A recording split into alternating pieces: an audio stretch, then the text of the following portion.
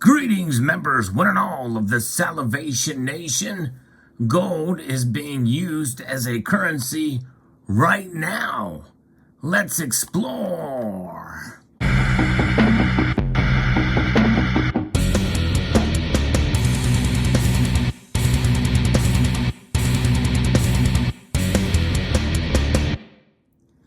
Indeed, it is amazing to think about. With inflation, people are actually beating it. They're beating it by using gold as currency. Now, I use that term currency because it's a little bit different than money. You know, money has multiple different attributes, and currency is somewhat separate because many people don't view currency as a store of value. That is the one thing that separates them. But in reality, they're probably closer related than people think, because I believe that all currencies are a store of value, even though that value is depreciating at a rate right now as I record this video of about 1% per month and about 8.5% per year, according to the Consumer Price Index. That's inflation, folks. We've always had inflation, but nonetheless, this note here is a debt instrument that is a legal tender for all debts, public and private. It has a full faith and credit of the United States government, but it is a depreciating asset indeed. But one thing that holds its value instead of depreciating value is gold. But usually in a case like this, in a coin here, and this is an American gold eagle issued by the United States government with a face value of $50, it's not very wise to spend this at $50 face value, though you could, and it could operate as currency far undervalued based off of its face value. In fact, that is a deterrent to spending it, because U.S. government really does not want you to spend gold as a currency. And so that's one reason I think that's for that lower denominated value. But gold is certainly a metal that has stood the test of time and has been utilized as currency more widespread in previous historical periods, in different epochs, generations. Even here in the United States, we did use gold as currency. But in reality, gold has been recognized as money for thousands of years.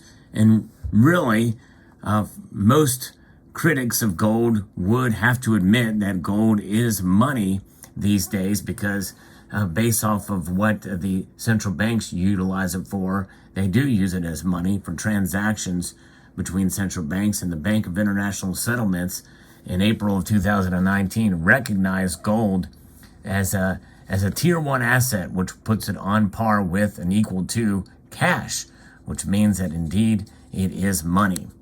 But I'm going to be referencing an article here from Reuters that talks about gold and inflation, notes that have found their way into America's wallet. This was just published, very interesting read, and it talks about gold being utilized as money, as currency. What a fascinating concept here, and recognized by a major media outlet here. With inflation running at its highest levels in 4 decades, Utah business owner Steve Allred is concerned about the declining purchasing power of the U.S. dollar. It is declining for sure. To help protect against the possibility that it will get worse, Allred, like many investors, has bought gold.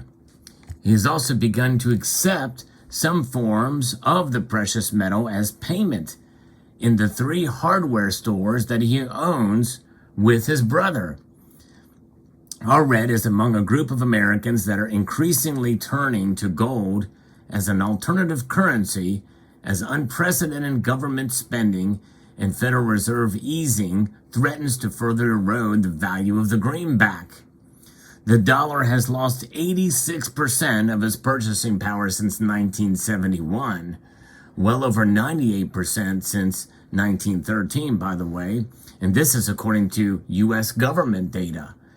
And so that was when President Nixon essentially closed the gold window, ending the fixed convertibility of dollars to gold. Gold prices have jumped from around $40 per ounce to $1,900 an ounce during that time.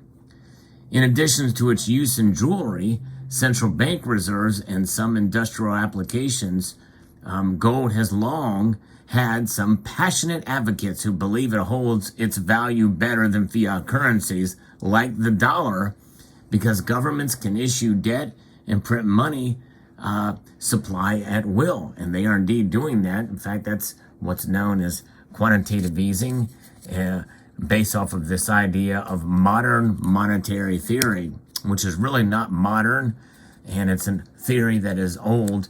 It's a Keynesian process here, but nonetheless, U.S. dollars in circulation are 2.25 trillion of them in circulation, which is up from 1.8 trillion in early 2020, and just over 800 billion in 2007. Think about that for a moment.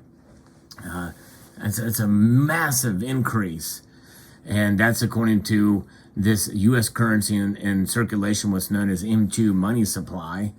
And gold's use as a currency started gaining traction after the financial crisis of 2007 through 2009, and has accelerated during the pandemic since 2020 as the government spent trillions and the Federal Reserve bought unprecedented amounts of bonds in an effort to revive the economy. People are wising up to what the Federal Reserve and what the government is doing. While it will not challenge the primacy of the greenback, and that is one thing that is a note of distinction, it is reigns supreme. Cash is king. Innovations that allow people to use gold for even the smallest daily transactions are helping to propel the movement. Allred began accepting Goldbacks.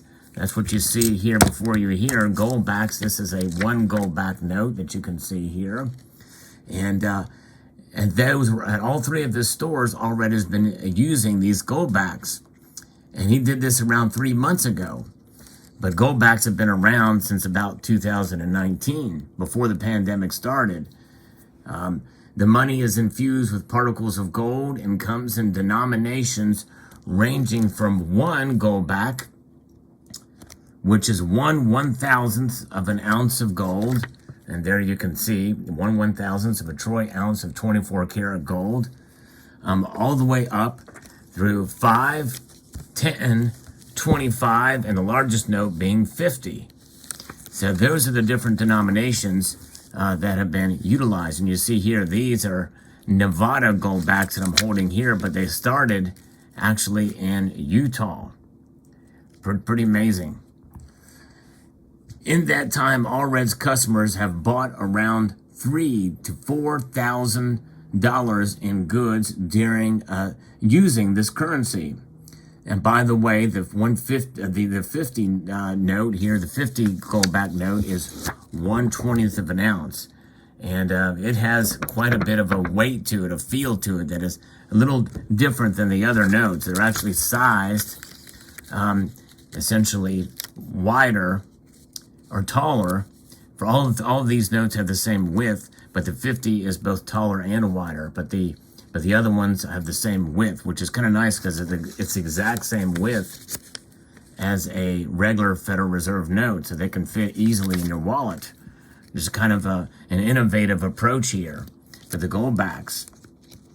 So with $3,000 to $4,000 worth of goods used as a currency, Allred hopes the use of these notes increase and that it can be used for a wide variety of products and purchases in his community. Now you see some other examples of gold here that obviously would not work out well for smaller hardware items. Now obviously silver coins could be utilized, but really when people are used to using notes, it just makes sense for some smaller transactions to use something, an RM note like this, to be able to utilize it. Very durable and to have in your wallet. But nonetheless, this is something that he hopes that the uses of these notes will increase, and that can be used for a wide variety of products and services in his community at large.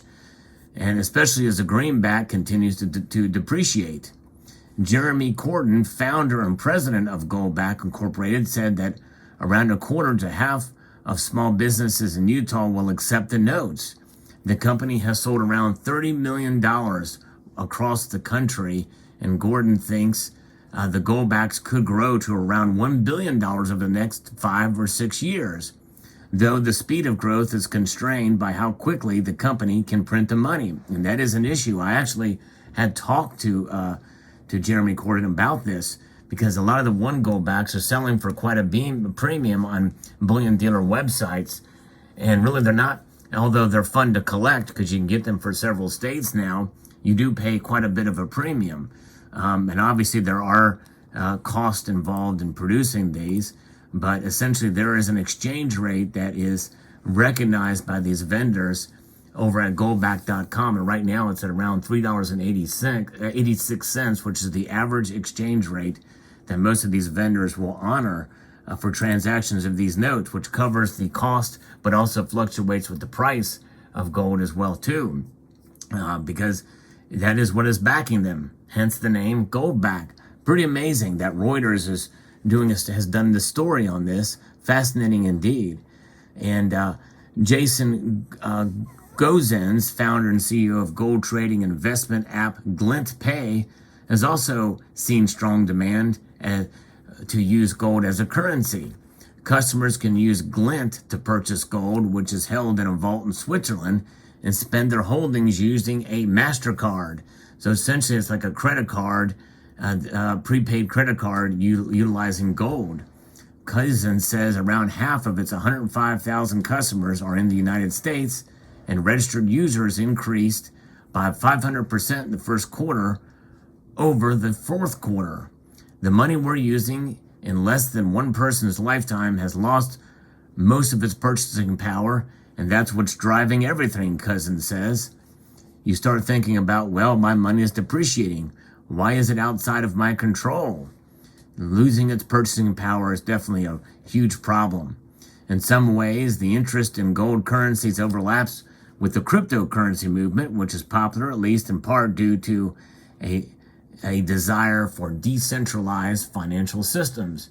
And I can't think of anything more decentralized and lacking counterparty risk than gold, for sure.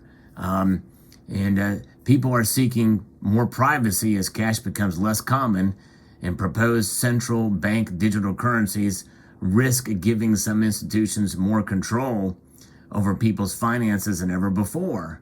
Exact figures on how commonly gold is used as tender are not available, as transactions are private. Joe Cavaltoni, regional CEO USA at the World Gold Council, said gold is more popular as an investment because it performs well during times of uncertainty. And by the way, I don't like that term investment with regards to gold. I like the word hedge. Those state governments are also removing some barriers to its use as a currency. Utah recognized gold and silver as legal tender in 2011, and Oklahoma and Arizona have followed. States are increasingly lifting tax restrictions.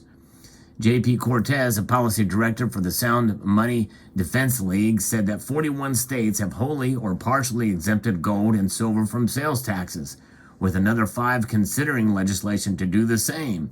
You've heard me keep up with these stories. I post videos when I find out news about this.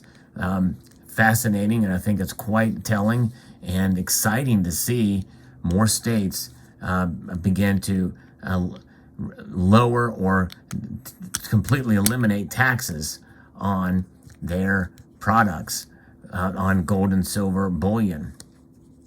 Fascinating indeed. So the group is also working with legislatures to remove capital gains taxes. Arizona has eliminated state capital gains on precious metals, though most states continue to levy this, and the taxes are also payable at a federal level.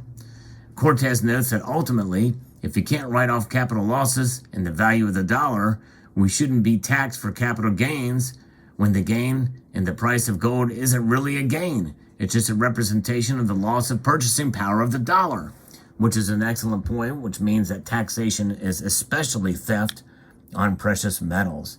Indeed, it's a moral obligation that we remove these taxes, because even the Constitution recognizes gold and silver as money. So there you have it, a fascinating report, and very good and exciting to see this occurring with a news report from Reuters talking about this situation. What an amazing thing. Gold as money being utilized as currency. I would like to extend a multitude of gratitude to you all for taking the time to watch, and to encourage you to please rate, share, comment, and subscribe.